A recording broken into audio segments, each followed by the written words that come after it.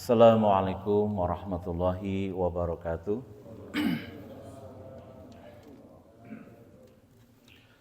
Alhamdulillahirrabbilalamin. Salatu wassalamu ala asrafil anbiya'i wal mursalin wa ala alihi wa sahbihi ajma'in. Asyhadu an la ilaha illallah wa asyhadu anna Muhammadar Rasulullah. Allahumma shalli ala sayyidina Muhammad wa ala ali Muhammad. Amma ba'd. Alhamdulillah, segala puji bagi Allah yang telah memberikan kita semua karunia, keberkahan dan kenikmatan-kenikmatan yang lain, sehingga pada pagi yang insyaallah cerah ini, insyaallah kita bisa bermuajahah, bisa bertatap muka dalam kajian rutin kita insyaallah.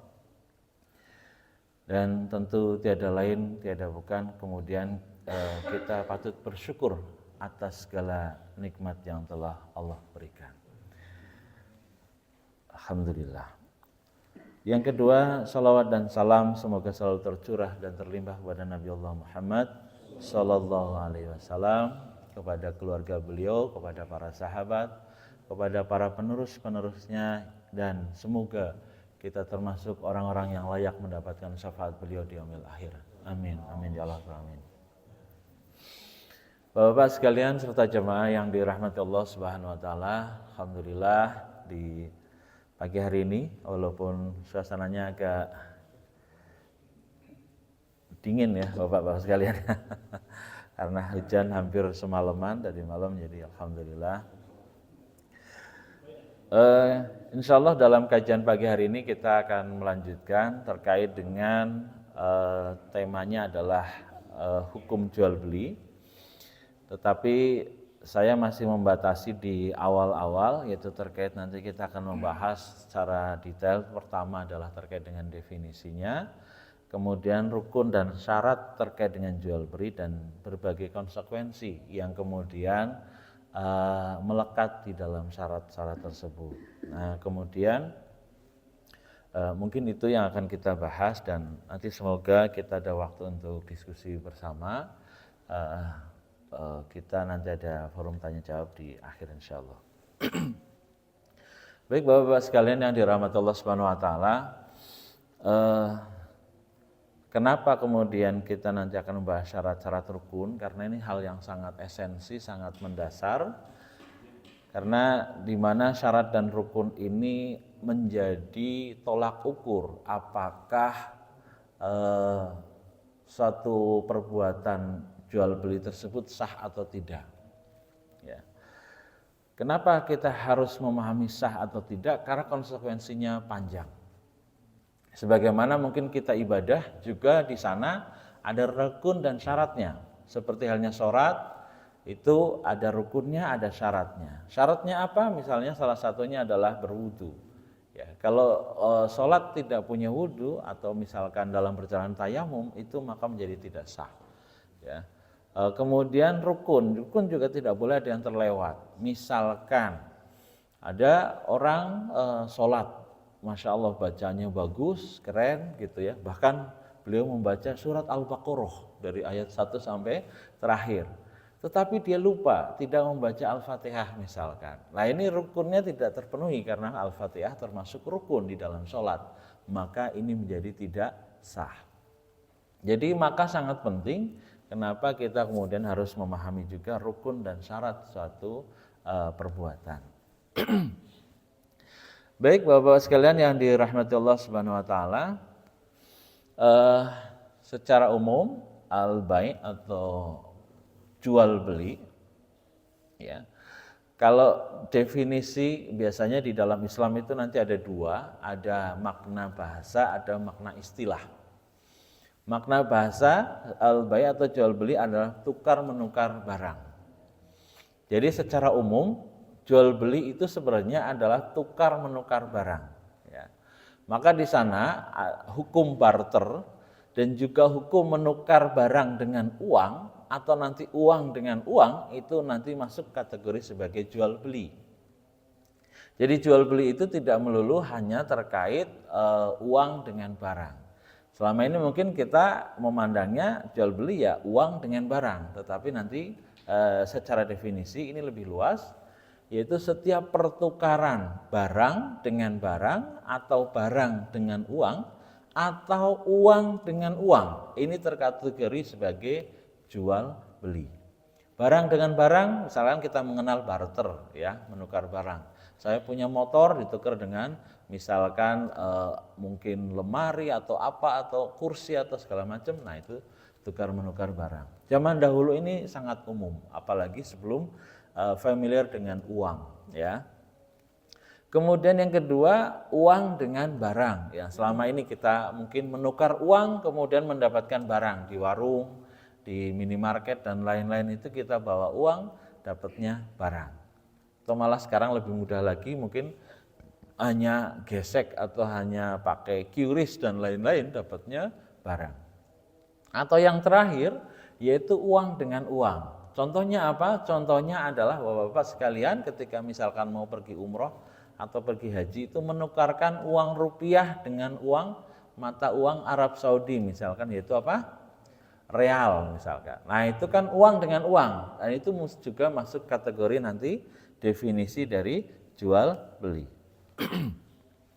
Nah, kemudian secara itu tadi secara makna bahasa. Nah, kemudian kita juga mengenal dengan makna istilah. Ya, al-bai' huwa mubadalatu mali bimali ala sabili tamliki antarodin. Nah, ketika di dalam makna istilah di dalam Islam, maka maknanya kemudian menjadi lebih spesifik. Yaitu apa? Jual beli adalah pertukaran harta dengan harta yang menimbulkan kepemilikan atas dasar saling rela atau saling ridho. Ya.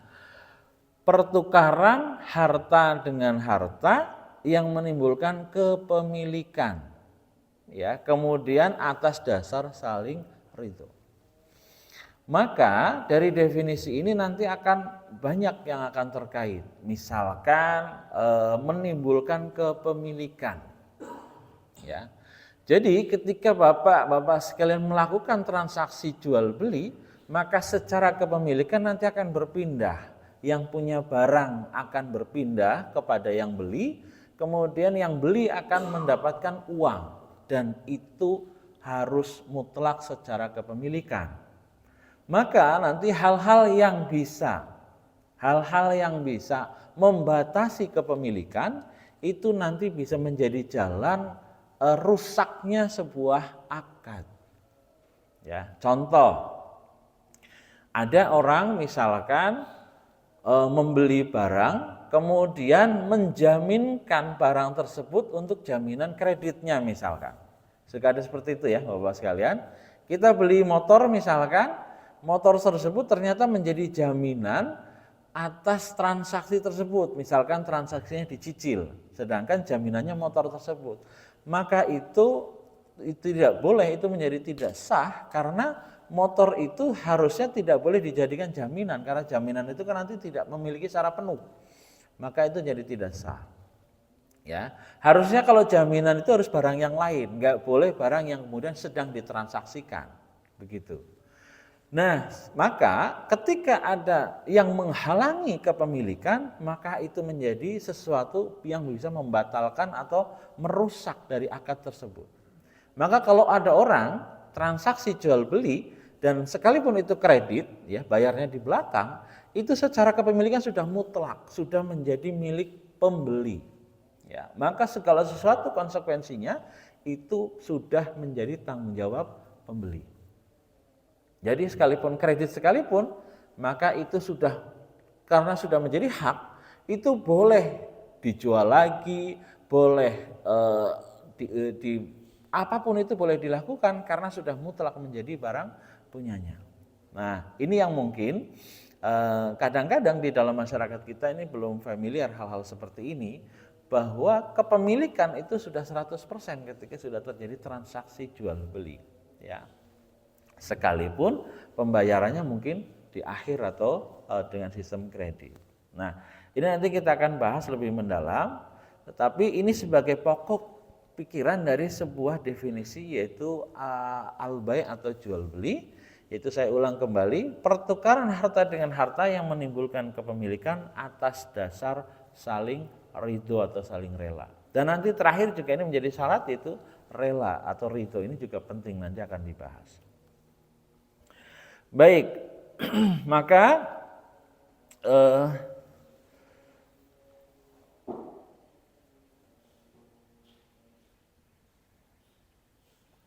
nah, kalau tadi penjelasan saling ridho itu nanti terwujud melalui adanya ijab dan qabul. Ijab dan qabul ini menjadi keridhoan ya yang secara zahir ini dilakukan.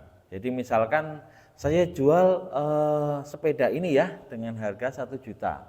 Saya terima sepeda ini dengan harga 1 juta. Nah, itu adanya ijab qabul. Maka ijab qabul itu menjadi penentu nanti standar apakah dia kategori ridho atau tidak ya. Nah, makanya syarat ini harus terpenuhi tiga-tiganya ini, karena nanti ini menjadi penentu transaksinya tersebut sah atau tidak. Nah, maka saya masuk dalam pembahasan yang kedua, yaitu membahas rukun akad. Ya, rukun akad. Ya. Di mana rukun ini adalah hal-hal yang harus ada di dalam sebuah transaksi jual beli. Ya. Sebagaimana rukun sholat misalkan harus baca Fatihah dan lain-lain, itu adalah rukun sholat. Ya. Nah, ini rukun akad. Maka ketika rukun ini tidak terpenuhi, jual belinya jadi tidak sah. Maka harus diulang misalkan transaksinya. Itu ketika rukun-rukun tidak terpenuhi. Nah, rukun akad itu nanti dilihat dari 3 hal. Ya, ada 3 hal yang masuk kategori rukun akad. Yang pertama, rukun akadnya adalah al-aqidani. Apa itu al-aqidani? Yaitu subjek atau pelaku dari transaksi jual beli. Berarti orang yang melakukan jual dan melakukan beli. Itu nanti masuk kategori al-aqidani. Yang kedua adalah mahalul akad, yaitu objek akad. Berarti barang atau jasa yang diperjualbelikan. Dan yang ketiga adalah sigot atau ungkapan ijab dan qabul. Jadi 3 hal rukunnya itu nanti harus terpenuhi syarat-syaratnya ya. Yaitu pertama adalah pelakunya harus memenuhi syarat, yang kedua barangnya itu juga harus memenuhi syarat, yang ketiga ijab dan qabulnya juga harus memenuhi syarat.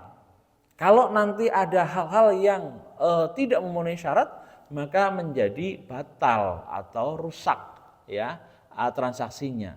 Konsekuensinya panjang, kalau transaksinya batal maka harus diulang.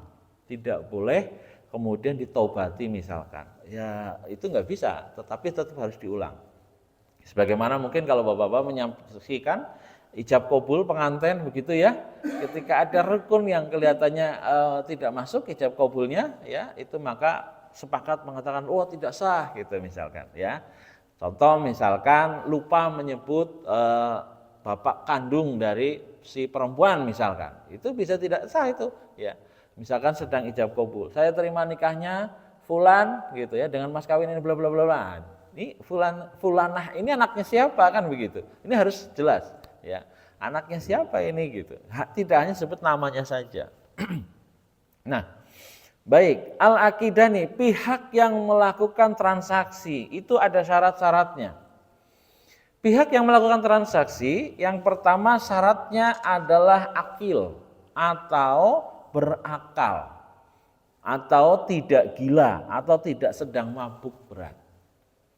Maka kalau bapak-bapak misalkan beli barang ke warung, kok ternyata terindikasi, mohon maaf ya, terindikasi ini penjaga warungnya sedang mabuk ini. Enggak sadar ini, ngomong macam-macam gitu ya misalkan. Lebih baik ditinggalkan, jangan lanjutkan transaksinya. Kenapa? Itu tidak sah karena tidak memenuhi syarat akil atau berakal. Ya. Kemudian yang kedua syaratnya adalah mumayyiz. Mumayyiz itu umurnya itu sekitar 7 tahun. Jadi kalau anak-anak, mohon maaf, ada transaksi yang mungkin secara umur masih kurang dari 7 tahun, mungkin atau usia SD, atau juga yang kemudian melihatnya dari sisi kemampuan, anak itu sudah ngerti duit, ya. Ini duit 2.000, ini duit 5.000 gitu ya. Sudah paham dia, berarti sudah masuk kategori anak mumayyiz. Jadi anak yang sudah ngerti, ya. Nanti dalil-dalilnya nanti akan dijabarkan. Yang ketiga itu adalah mukhtar atau bebas memilih, tidak ada paksaan. Itu syarat dari pelaku transaksi.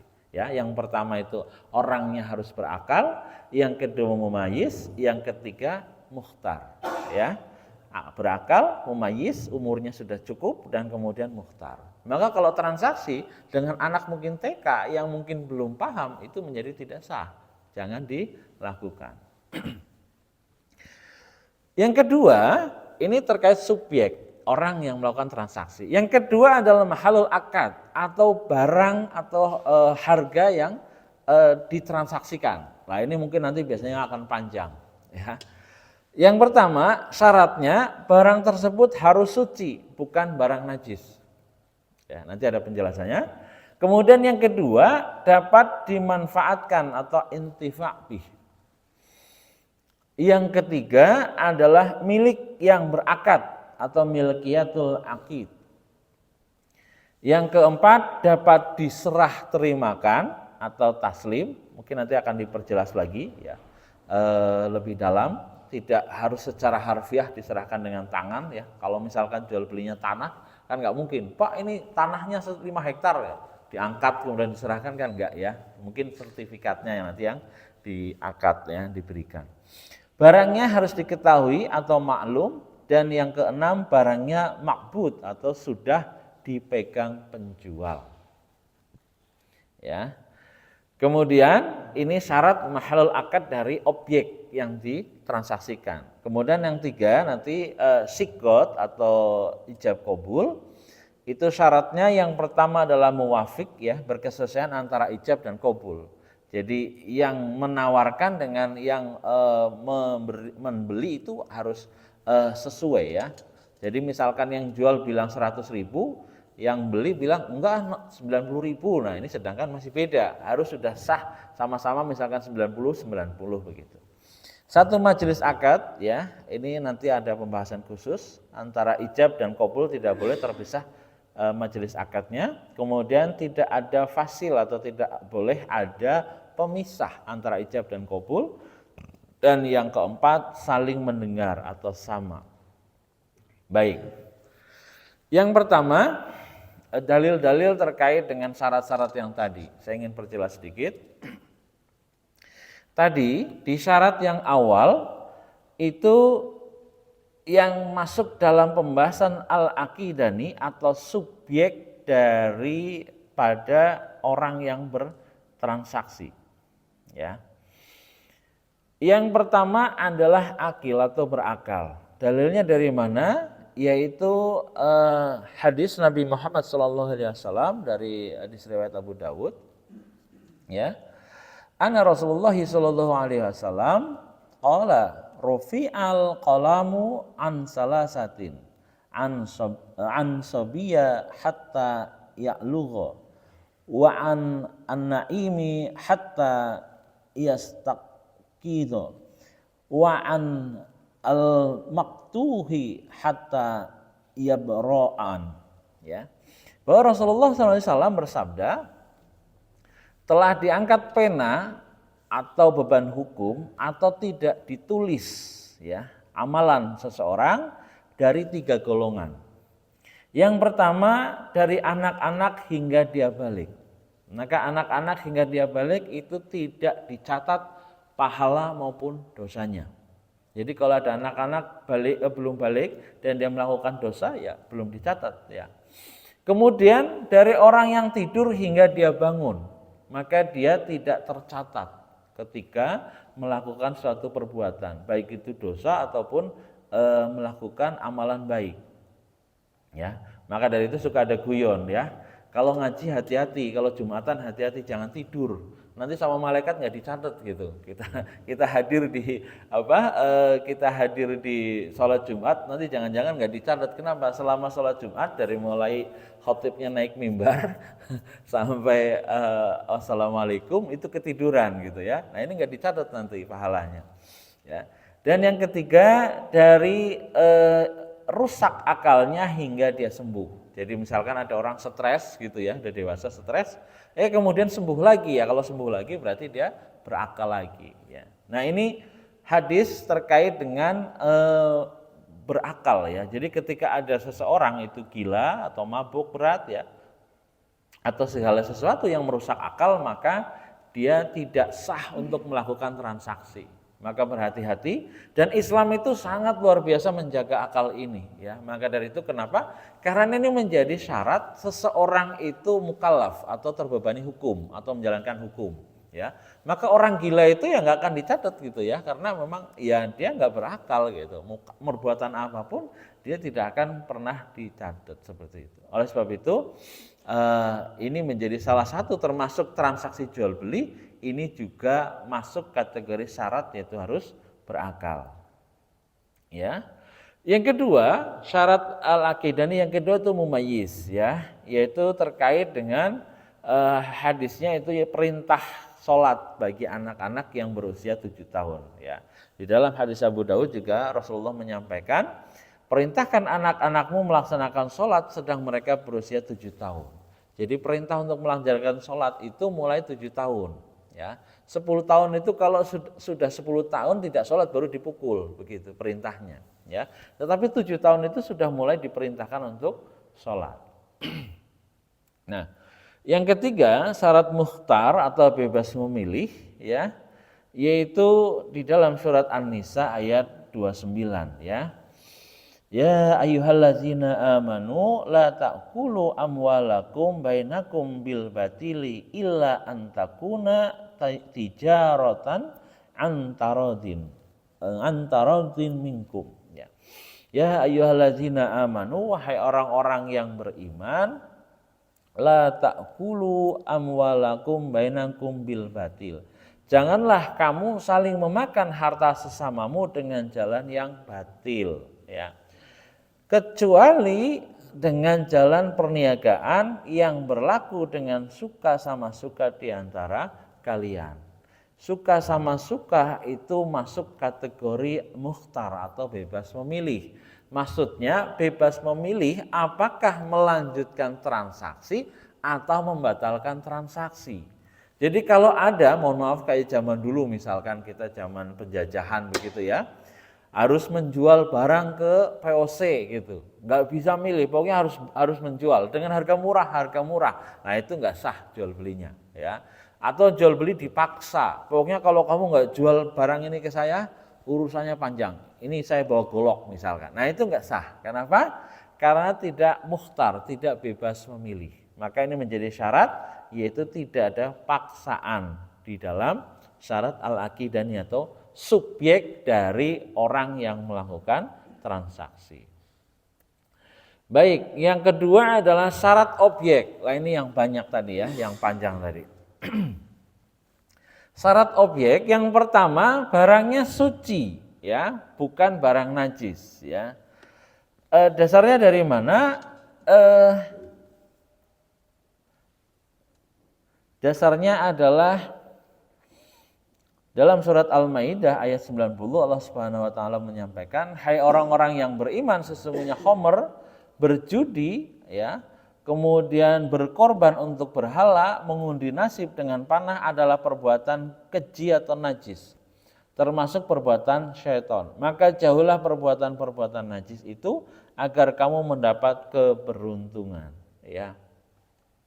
Di sini maka termasuk juga ada hadis lain ya, barang yang najis itu tidak boleh dijual beli dan juga haram menjual belikannya. Sesungguhnya Allah dan Rasulnya telah mengharamkan jual beli khamr, bangkai, babi dan berhala. Ya, kenapa? Karena mereka semua termasuk kategori najis.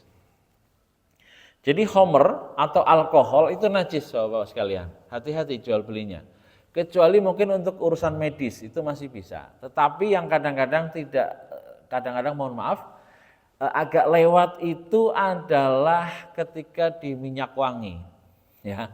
Jadi minyak wangi sekarang itu kebanyakan rata-rata itu menggunakan etanol. Sedangkan etanol adalah gugus gugus dari alkohol yang kategorinya najis itu etanol.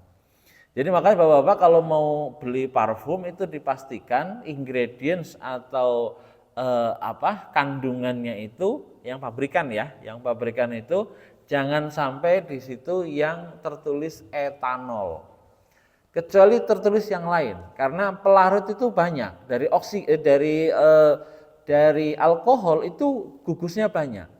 Ya, ada isopropil alkohol, ada macam-macam. Tetapi kalau etanol itu adalah hasil pemurnian dari arak atau kalau mungkin di sini tape gitu ya, tape singkong, ya kan jadi arak dan nanti dimurnikan lagi destilasi. Nah itu biasanya jadi nanti etanol. Ya. Bagaimana dengan yang isi ulang? Isi ulang pun harus hati-hati, karena kadang-kadang mereka menyebutnya bukan alkohol, biasanya menyebutnya dengan istilah absolut atau yang lain-lain. Padahal ketika kita coba cek nanti di Google, apa istilah absolut untuk pelarut dari minyak wangi? Ternyata adalah alkohol murni yang kandungannya lebih dari 99%. Jadi etanol juga gitu ya. Maka harus hati-hati ya. Harus dipastikan ini alkohol etanol atau bukan. Kalau etanol jangan digunakan ya, karena termasuk yang dihukumi homer atau najis. Masalahnya nanti kalau Bapak pakai buat sholat ini nanti jadi bermasalah, jadi tidak sah. Karena apa? Menggunakan minyak wangi yang ada alkoholnya. Begitu. Kemudian bangkai, daging babi dan berhala. Nah ini semuanya adalah sesuatu yang najis yang tidak boleh kemudian dijual belikan. Ya, bangkai juga tidak boleh dijual belikan, babi dan berhala itu juga tidak boleh diperjual belikan. Nah, ada juga kaidah fikih ya. Kullu ma haramin, kullu ma khurima 'alal ibadi fabai'ahu haramun ya. Setiap apa yang diharamkan atas hamba, maka menjual belikannya menjadi haram ya. Hati-hati ya. Termasuk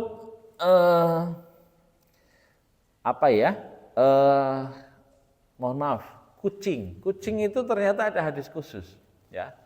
Kucing itu ada hadis khusus yang menyatakan bahwa harga dan daging kucing itu haram. Artinya apa? Kucing itu tidak boleh diperjualbelikan dan dagingnya haram, berarti dagingnya juga tidak boleh dimakan. Ya, ini ada hadis khusus terkait kucing. Hati-hati. Ya mungkin karena sekarang lagi rame kucing yang yang bagus-bagus, ya, harganya mahal. Bisa sampai jutaan lah, ini hati-hati, itu tidak boleh diperjualbelikan ya.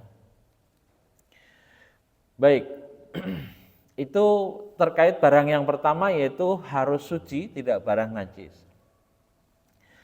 Yang kedua dapat dimanfaatkan atau intifa' bih ya. Misalkan ya barang-barang yang bisa dimanfaatkan yang dijual belikan ya. Ada mungkin ya semua barang ya, mau lemari, mau kursi, mau baju, mau apa yang bisa dimanfaatkan ya. Itu maka masuk kategori yang boleh diperjualbelikan. Nah, terkait tadi hadis bahwa setiap yang diharamkan maka tidak boleh diperjualbelikan, maka menjual beli hewan-hewan yang misalkan bercakar gitu ya, harimau, raja wali, patung ya, kecuali boneka misalkan dan hal-hal lain itu menjadi tidak boleh ya. Kemudian yang ketiga, milik yang berakad atau milkiyatul akid ya. Barang tersebut dimiliki oleh yang menjual.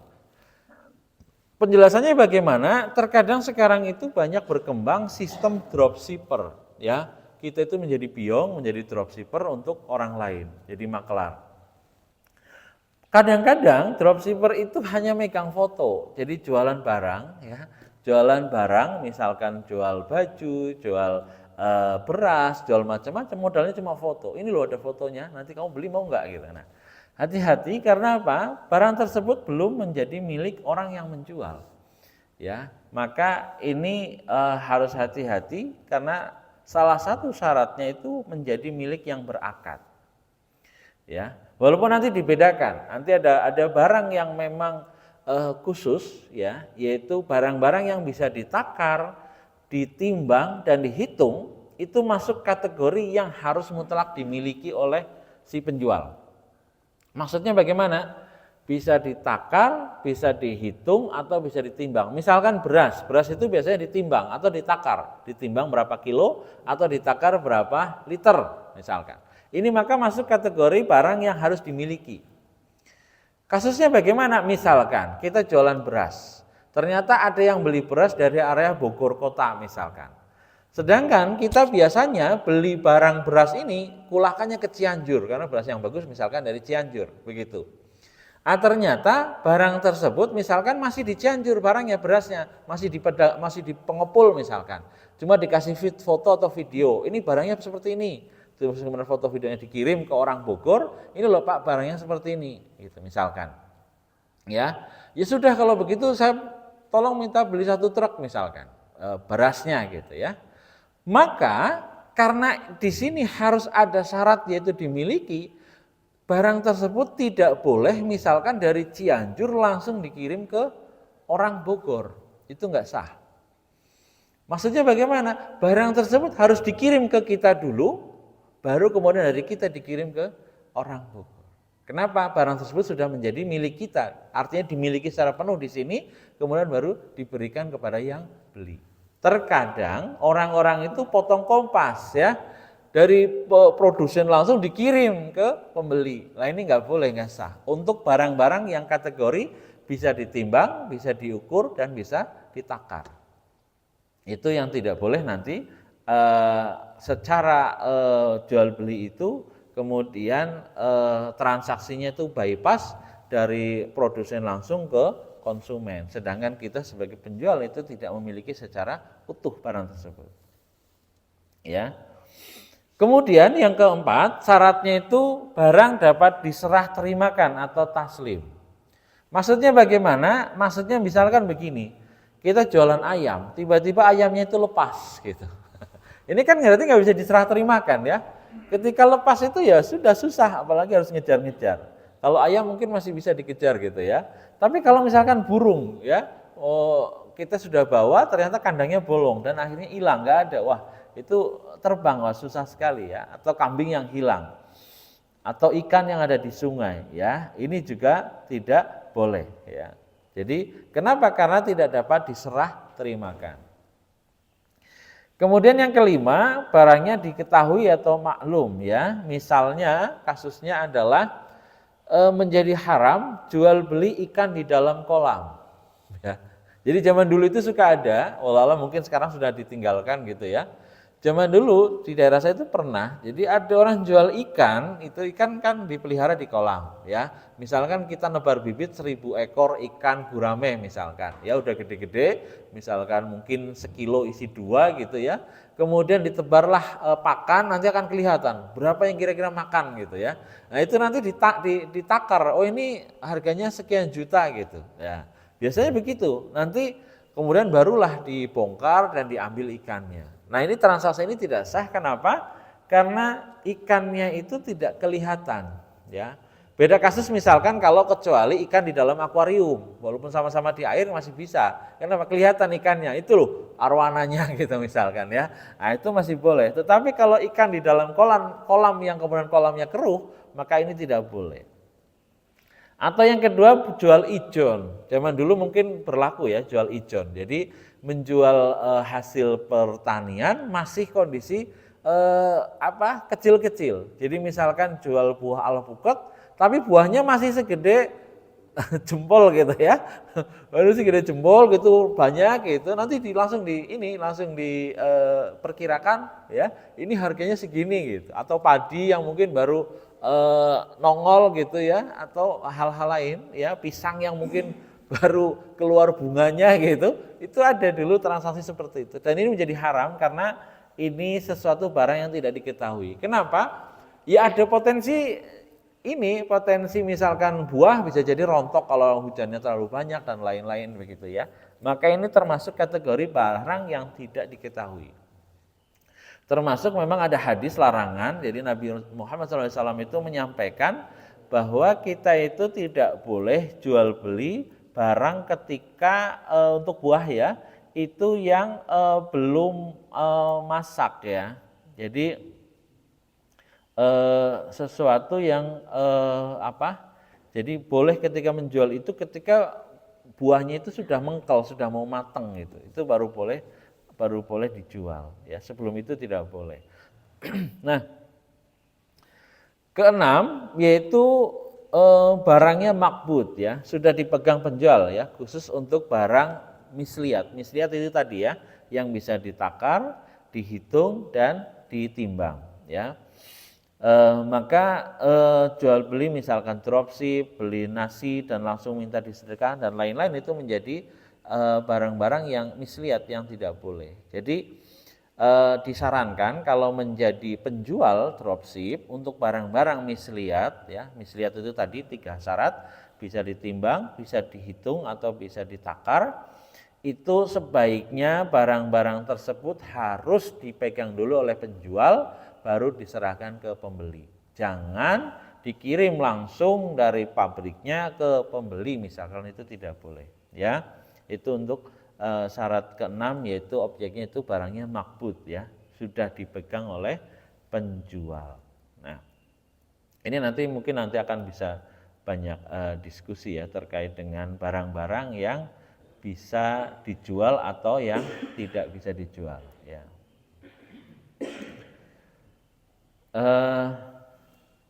Kemudian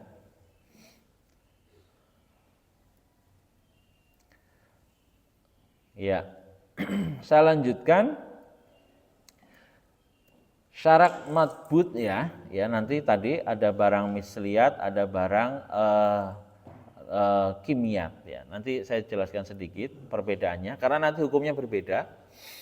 Barang misliat yaitu barang yang bisa ditakar, ditimbang dan dihitung. Ada aturan spesifik tadi. Ketika transaksi itu harus dipegang oleh penjual ya. Beda kasus misalkan barang-barang yang terkategori kimiat ya. Kimiat itu tidak bisa ditakar, ditimbang atau dihitung. Ada hadis Nabi SAW melalui hadis riwayat Al-Bukhari.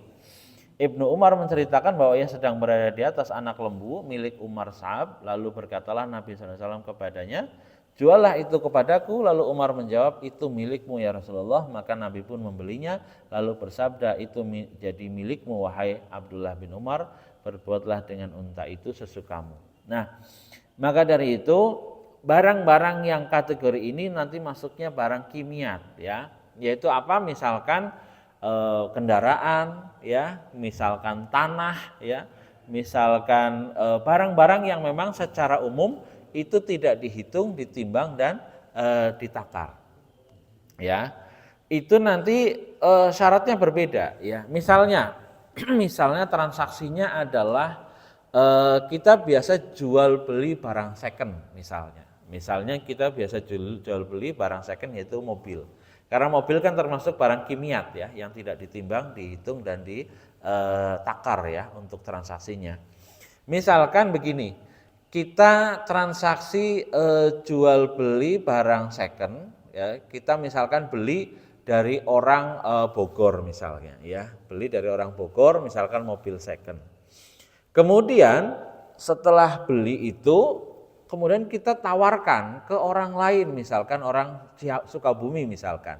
Kita iklankan di online dan ternyata ada yang beli misalkan. Walaupun barangnya masih di Bogor ya, barangnya masih di Bogor. Mungkin kita lihat online gitu ya, kemudian kita cocok, mungkin misalkan dilihat segala macam, barangnya masih di Bogor. Kemudian kita itu kemudian ternyata ketika dijual ke iklankan ada yang beli. Wah, udah ada untungnya nih, misalkan beli 100 juta, ada yang nawar 105 juta misalkan. Berarti kan sudah ada untung 5 juta.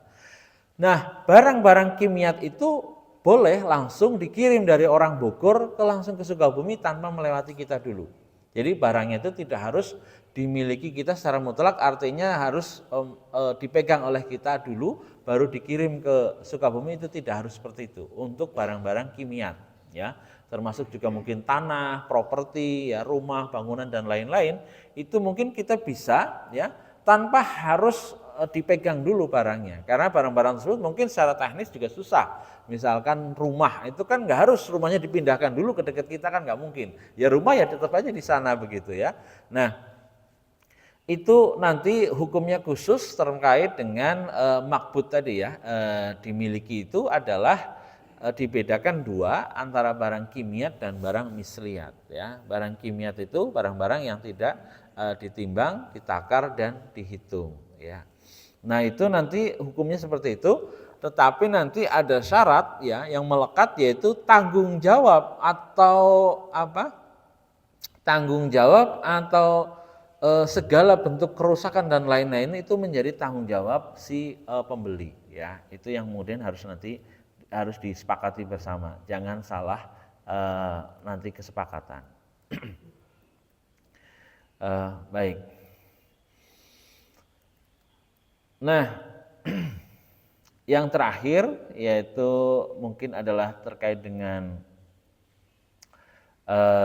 akadnya ya. Akad itu adalah ijab qabulnya atau khiyar ya. Khiyar atau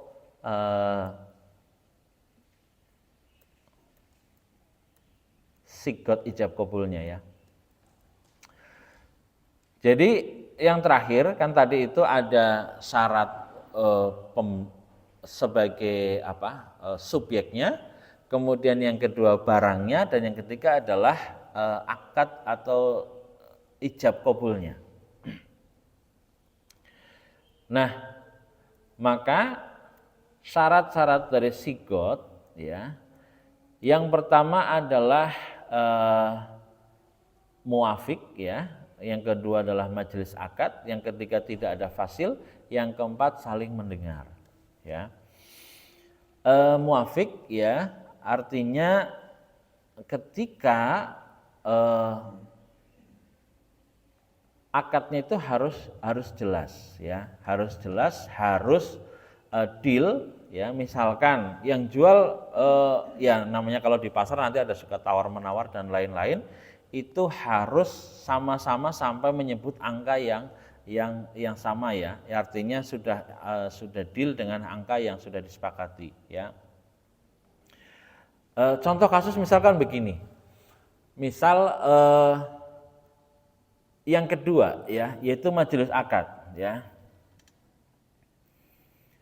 Misalkan ada terjadi transaksi jual beli handphone misalkan, beli di counter ya. Ketika kita sedang membeli transaksi jual beli, kemudian misalkan penjualnya bilang, ini harganya berapa? Harganya 1 juta ya. Maka istilah tidak ada fasil, yaitu tidak ada hijab tadi adalah misalkan begini, ketika sudah transaksi 1 juta, kemudian sebentar ya saya ngomong dulu ke istri saya, dia pergi keluar ke parkiran. Nah, berarti dia sudah meninggalkan majelis akad. Kemudian datang lagi masuk ke dalam toko dan bilang, iya saya setuju 1 juta. Nah ini akadnya menjadi tidak sah. Kenapa? Sudah ada jeda. Jadi harus diulang lagi. Diulang bagaimana? Harus dipertegas. Ini tadi harganya 1 juta ya? Iya 1 juta. Nah itu kemudian baru dibayar. Tetapi kalau tidak ada ucapan seperti itu, maka ini menjadi tidak sah. Ya, yang syarat ada fasil, ada pembatas. Atau yang kedua, misalnya pedagang sudah mengatakan, ini harganya misalkan beli sendal, ini harganya berapa? 100.000. Ini saya jual harganya 100.000. Kemudian kita ngobrol, ngalor ngidul, mungkin karena teman atau karena apa gitu ya. Ini barangnya dari mana? Pabriknya atau macam-macam ngobrol. Ini berarti antara ijab dan qabul ini ada jeda. Ya, ada jeda obrolan, jeda segala macam. Ini menjadi sesuatu yang menghalangi ijab dan qabul, dan ini menjadi tidak sah. Ya, maka dari itu ketika ada obrolan panjang itu diulang lagi. Ini tadi harganya berapa? Oh ya ini harganya tadi 100.000. Oke saya beli 100.000 ya. Nah hal-hal seperti itu kadang-kadang mohon maaf itu mungkin menjadi sesuatu yang biasa, sesuatu yang tidak kita waspadai, padahal jeda waktu antara ijab dan qabul itu menjadi sesuatu yang tidak sah, ya. Dan yang terakhir saling mendengar, ya. Yang terakhir saling mendengar yaitu misalkan transaksinya di dalam telepon gitu ya, suaranya ternyata putus-putus ya, sinyalnya nggak kuat dan segala macam, itu bisa menjadi tidak sah kalau tidak jelas ya antara harga atau ijab dan qabul. Ya. Baik, saya kira sekarang jam berapa? Masih ada waktu? Setengah jam lagi. Nah, bisa nanti kita diskusi berarti ya. Alhamdulillah masih ada waktu. Mungkin sedikit ya. Sedikit saya ingin membahas tentang majelis akad ya. Secara offline dan secara online ya. Secara online maksudnya tidak bertemu langsung ya, bukan marketplace. Karena hukum marketplace nanti diulik lagi lebih dalam. Tetapi ini secara offline dan online itu adalah dari majelis akad. Misalnya secara offline ya artinya bertatap muka langsung. Batasannya jika kedua belah pihak masih di dalam ruangan tempat terjadinya akad atau masih satu majelis akad ya. Jadi tidak boleh misalnya ada transaksi kemudian pembeli itu pergi dulu jauh kemudian keluar dari toko itu sudah keluar dari majelis akad misalnya. Atau jika salah satu pihak keluar dari ruangan disebut berpisah majelis akad. Maka transaksi itu sudah kalau belum sampai terjadi ijab qabul maka itu belum sah ya. Dan yang kedua nanti misalkan majelis akad secara online ya.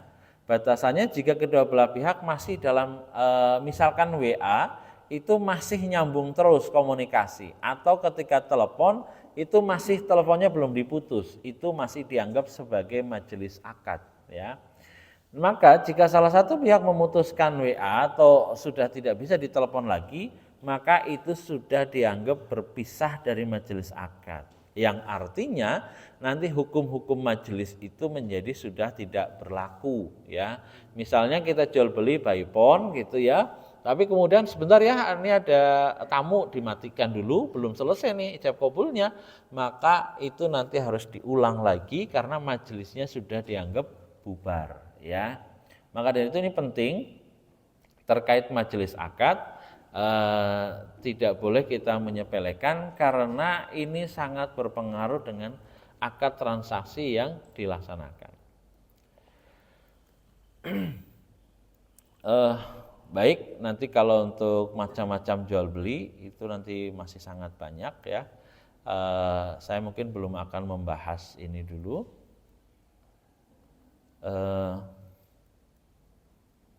Ya ini nanti ada jual beli hutang, ada jual beli ya macam-macam ya. Kalau jenis jual beli itu sangat banyak. Saya kira untuk kajian pada pagi hari ini saya ingin membatasi kepada itu dulu ya, yaitu definisi, yang kedua rukun dan syarat dari transaksi jual beli ya. Baik, karena saya sudah menjanjikan dulu bahwa kita nanti akan ada diskusi, maka kami persilahkan kalau ada dari bapak-bapak sekalian yang mau menanyakan satu hal. Waktunya masih setengah jam ya, insya Allah. Ada atau sudah? Oh silakan. Enggak. Pakai mic boleh atau gimana? Oh kedengeran.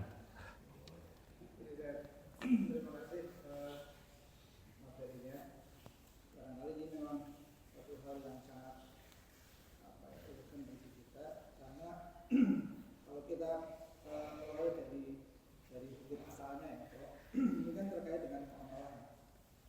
Kalau hubungannya dengan ibadah kan jelas bahwa hukum awal dari peribadatan adalah haram kecuali yang ada dalil. Tapi kalau muamalah ini kan hukumnya balik, jadi al aslu ala muamalah At-taqayyud bil hukum.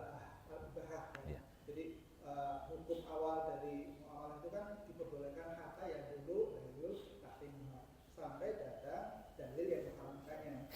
Sehingga ketika kita bermuamalah setiap hari ini kan kita sudah sejauh ini umur kita kan pasti sudah mengalami beberapa pengalaman transaksi kan, dari hal yang memang dibolehkan sampai hal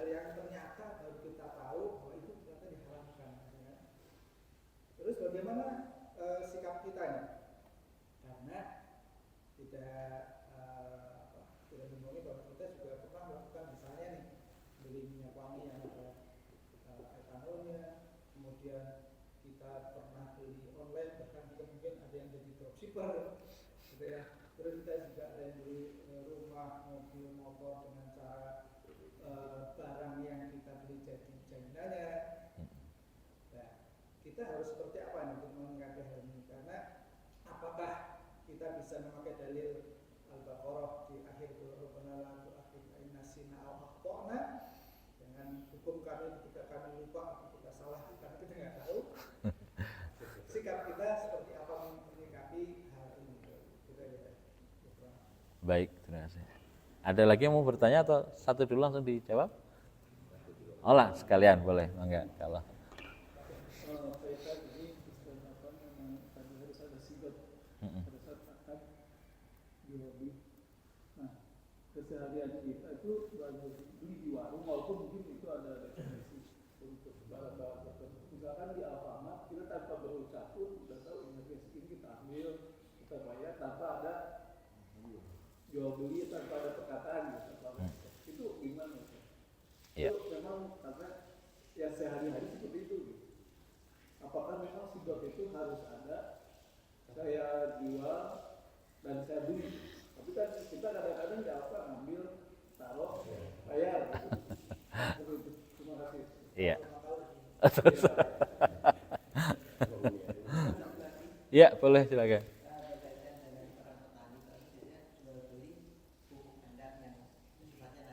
Iya. Oh, baik. Iya. Mungkin 3 dulu ya, nanti dibahas bareng-bareng. Baik, tentu memang ya ini problem kita kadang-kadang yang pertama adalah betul terkait dengan amaliyah memang seharusnya memang kita harus mencari dalil dulu, mencari ilmunya dulu sebelum berbuat. Jadi kalau di kaidah umum terkait perbuatan al-aslu fil af'al at-taqayyud bil hukmi syar'i, yang artinya setiap perbuatan tidak hanya jual beli ya, keseluruhan perbuatan maka at-taqayyud bil hukmi syar'i artinya terikat dengan hukum syara, artinya harus dicari hukumnya dulu baru bisa dilakukan ya. Itu yang harus mungkin minta izin ya sekitar 5 menit ya saya jelaskan. Kecuali benda, itu benda al-aslu fil asya al-ibahah, setiap benda itu memang mubah hukumnya. Nah, maka ya setidaknya ketika kita makanya disinilah kenapa kita penting kemudian untuk mempelajari ilmu-ilmu terkait dengan muamalah ini, karena tadi sebenarnya sangat banyak sekali muamalah yang terkait dengan kehidupan kita sehari-hari yang mungkin itu kita alami dan sudah membiasa gitu ya. Dan ini makanya kita kemudian mempelajari itu. Nah, terkait jadi yang mohon maaf ya, yang transaksi-transaksi yang batal tadi, yang tidak sah, memang konsekuensinya berat karena memang tadi ya barang tersebut ya syarat transaksinya itu nggak sah gitu. Ketika nggak sah, sebagaimana orang sholat lupa wudhu misalkan ya, nggak wudhu misalkan sholat atau kentut misalkan di dalam sholat ya menjadi tidak sah ya, transaksinya menjadi batal ya. Kalau sudah terlanjur, sudah selesai ya sudah, mau apa lagi kan, udah nggak bisa di apa-apa lagi, kecuali misalkan utang piutang yang dengan teman misalkan yang ribawi lah, mungkin masih bisa kita kembalikan misalkan ada teman yang misalkan kita pernah transaksi ada utang, kemudian dia melebihkan utangan itu ya, misalkan dia utang 1 juta terus balikin 1.100.000 misalkan, dan itu diakadkan artinya memang waktu itu ridho sama ridho gitu, ikhlas sama ikhlas gitu ya, dia harus bayar 110 memberikan riba 100.000. Nah, yang kayak gitu dikembalikan masih bisa, tetapi mungkin transaksi lain ya sudah tidak bisa dikembalikan kan begitu. Nah, ya kita berpikir nanti ke depan ya, untuk hari ini dan ke depan ya terkait dengan hal-hal yang seperti itu. Sedangkan transaksinya sudah terjadi dan sudah tidak bisa mungkin dikembalikan atau dikembalikan ke awal. Nah, itu yang pertama ya. Yang kedua terkait dengan sigot. Ya memang ada dua, sigot itu memang bisa dalam bentuk tulisan, bisa dalam bentuk lafal atau ucapan ya. Tulisan bisa diartikan dengan struk yang keluar dari alfa, itu bisa dianggap sebagai transaksi yang kemudian kita menyetujui ya. Pak, ada lagi tambahan barangnya enggak gitu. Ya, ya kan biasanya seperti itu ya. Udah cukup ini aja yang saya beli misalkan ya. Dan ketika sudah itu dan kemudian Pak ini transaksinya jadi totalnya 100.000 ya gitu. Itu kan sebenarnya ada akad di situ ya, walaupun secara tidak secara tidak eksplisit banget. Jadi akad di sini bukan berarti harus kayak orang nikah gitu ya. Oh, saya jual barang-barang ini misalkan ya, satu-satu disebutkan dan harga sekian, tidak harus, tetapi di situ ada makna-makna yang kemudian ada ijab dan qabul. Misalkan misalnya petugas Alfa biasanya akan menyebut, Pak totalnya jadi harganya 105.000 ya gitu. Oh iya nanti saya mau cash apa mau transfer, saya transfer gitu. Nah itu sebagai dari ijab dan qabul ya. Yang seperti itu sudah masuk, apalagi juga dikeluarkan struk sebagai tanda bukti sebagai transaksi itu. Jadi nanti sigot itu bisa dalam bentuk ucapan atau tulisan, tidak harus ucapan semuanya gitu ya. Ya lebih baik pas di awal kalau mau lebih lafalnya lebih bagus lagi, Mbak saya beli ini ya gitu. Oh ya Pak silakan, apa aja barangnya, kan bisa begitu ya misalkan. Nah, mohon maaf, kadang-kadang saya ingin hanya menyampaikan sigot ini atau akad ini kadang-kadang ya fatal itu biasanya dilakukan oleh pedagang. Contoh ya misalnya, apalagi biasanya pedagang handphone. Misalnya ya, kita datang ke BTM, ke counter A, kita minta spek barang misalkan barang iPhone 15 misalkan, ternyata dia nggak punya ya. Kemudian dia pergi ngeloyor sebentar ya Pak, saya ambil di gudang gitu, di gudangnya orang, padahal bukan gudangnya dia gitu ya. Dia ambil di gudangnya orang gitu ya. Kemudian dia nggak bilang, nggak ada akad itu barang ya. Misalkan cuma bilang ke temennya biasanya, bos ini berapa? 10 juta gitu. Pergi aja dia bawa barang itu, kemudian dijual ya kan, dengan harga misalkan 11 juta misalkan, dia untung 1 juta. Nah ini si penjual tadi tidak ada sigot dengan pemilik barang. Ini yang kemudian jadi tidak sah. Kenapa? Dia itu cuma nanya harga kan, ini berapa harganya, 10 juta, dia pergi gitu. Harusnya yang dilakukan adalah dia bilang ke yang punya barang, bos ini berapa, 10 juta, oke saya jualin ya 10 juta, saya jualin ya barangnya, berarti ini sudah ada akad, saya akan menjualkan barang ini gitu. Ya, hal-hal sepele yang seperti ini yang mungkin ya, yang lebih besar ya nanti, yang sering terjadi di lingkungan para pedagang dan lain-lain ya, pelaku jual beli ya, termasuk ya jual beli yang lain gitu ya. Kalau antara biasanya user dengan pedagang itu biasanya tetap ada akad ya. Akad itu misalkan nanya, Pak ini mobil harga berapa, 100 juta gitu. Oh ya oke saya setuju 100 juta, ini kan ada ijab dan qabul sebenarnya terjadi. Rata-rata itu terjadi kalau pedagang dengan pembeli langsung. Tapi yang kadang-kadang sering terjadi adalah pedagang dengan pedagang, ini yang kadang-kadang mohon maaf ya, sering lewat, tidak ada akad di situ ya, tidak ada akad. Ini akadnya apa itu nggak jelas. Makanya waktu beberapa kali saya ngisi di Pasar Ciawi yang kayak gini-gini, dan mereka mengakui, iya Tat, memang kita biasanya kayak gitu, tahu sama tahu lah Tat, nggak boleh begitu, saya bilang. Sekarang diganti, dirubah akadnya, harus ada ucapan ya gitu. Jadi misalkan dia ngambil barang, itu harus ngomong. Karena kan bisa jadi akadnya adalah samsaro, bukan samsaro, biong ya. Akadnya itu biong misalkan. Saya jualkan, itu kan berarti biong ya. Memang bukan saya beli tapi saya jualkan. Nah, itu boleh. Karena biong itu boleh mengambil keuntungan itu setidaknya dari 3 sisi. Yang pertama itu yang punya barang menyebutkan harga dasar. Misalkan harga dasarnya 100.000. Kita boleh mau jual seberapapun. Nah, itu keuntungan yang pertama. Atau yang kedua, yaitu persentase. Misalkan biasanya kalau biong tanah gitu itu biasanya sudah standar 2,5% gitu ya. Itu bisa dengan persentase. Berapapun yang terjual harganya, nanti kamu dapat 2,5% gitu. Atau yang ketiga dengan harga yang sudah disepakati. Kalau tanah ini kejual, nanti kamu dapat 10 juta. Nah, itu 3 harga yang bisa diambil oleh biong atau tadi ya makelar ya. Nah, terserah kita mau skema yang mana, mau yang harga pokok atau nanti harga yang sudah fix atau persentase. Nah, di situ sebenarnya kan boleh kita kemudian tadi ya, misalkan harga pokok dari penjual ke kemudian dijualkan lagi segitu. Jadi sigot itu secara kebiasaan tidak harus seperti ijab dan qabul, tetapi setidaknya ada ucapan atau ada sesuatu yang kemudian harga ya dan menyepakati harga itu terjadi gitu ya secara umum ya. Misalkan kita beli di warung kan, misalkan ngambil barang rokok 2 biji berapa Bu gitu kan, 20.000. Oke, 20.000 kita oh ya Bu, 20 saya bayar. Misalkan. Itu kan berarti ada kesepakatan harga yang disepakati begitu. Oke.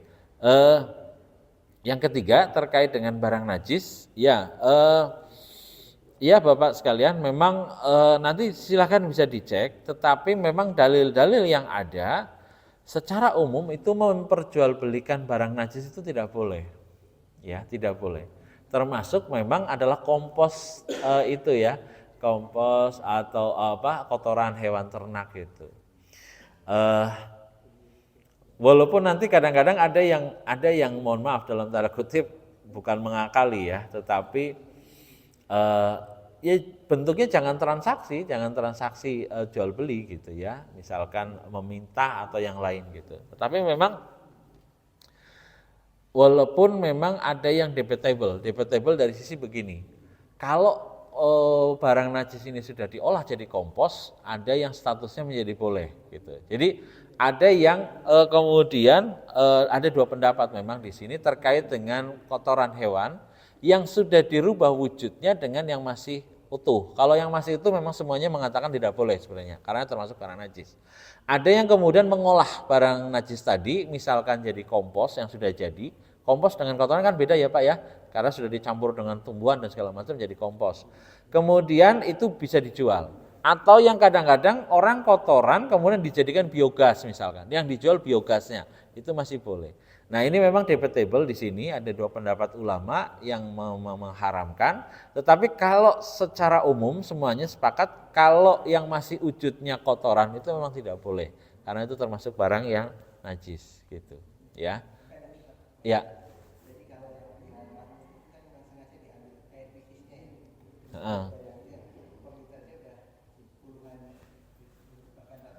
Iya. Yang apa? Oh iya. Oh iya. Iya. Iya. Iya. Ya itu kalau masuk barang najis, kalau yang pendapat yang saya pakai adalah tidak boleh. Jadi barang najis itu hanya boleh digunakan itu satu untuk dunia kesehatan, itu saja yang boleh mengecualikan. Jadi barang najis kalau untuk kesehatan itu hukumnya makruh. Misal di obat batuk itu suka ada alkoholnya, walaupun sedikit ya, sekian mili gitu, itu masih boleh, hukumnya makruh. Atau mohon maaf dalilnya itu ada sahabat dulu yang minum air kencing unta. Jadi dulu ada sahabat sakit perutnya sakit, perutnya sakit begitu. Obatnya itu waktu itu minum air kencing unta dan dia dilakukan sahabat tadi dan kemudian menyampaikan kepada Nabi, "Ya Rasulullah, kemarin saya perutnya sakit dan kemudian saya obati dengan minum air kencing unta." Dan Rasulullah hanya mendiamkan. Artinya mendiamkan di sini Rasulullah tidak melarang. Ya. Dan ini khusus untuk dunia kesehatan. Ya, selain dunia kesehatan tidak boleh. Termasuk misalkan orang mau dioperasi itu kan dibius ya. Bius itu kan pakai morfin ya. Morfin itu sebenarnya kan tidak boleh. Tetapi karena ini untuk dunia kesehatan maka itu dibolehkan. Jadi satu-satunya alasan yang bisa membolehkan barang najis itu hanya satu, yaitu dunia kesehatan. Ya. Selain itu tidak ada yang bisa mengecualikan. Karena dalilnya tadi Rasulullah mendiamkan, sehingga ulama itu memang ada yang memutlakan haram, tetapi sebagian ulama mengatakan makruh, tidak sampai haram gitu. Yang makruh itu kalau masih ada yang lain ya pakai yang lain, tetapi kalau sudah nggak ada ya boleh dipakai gitu, itu makruh. ya. Walaupun makruh tetap harus ditinggalkan kalau bisa. Kalau kecuali memang ada yang lain. Mangga, sudah cukup? Cukup mungkin ya. Insya Allah nanti kita jangan dulu puas karena nanti kita nggak ketemu lagi, nggak belajar, nggak diskusi lagi. Baik, mungkin itu yang bisa kami sampaikan. Kurang lebihnya mohon maaf. Kami akhiri. Billahi taufiq wal hidayah. Assalamualaikum warahmatullahi wabarakatuh.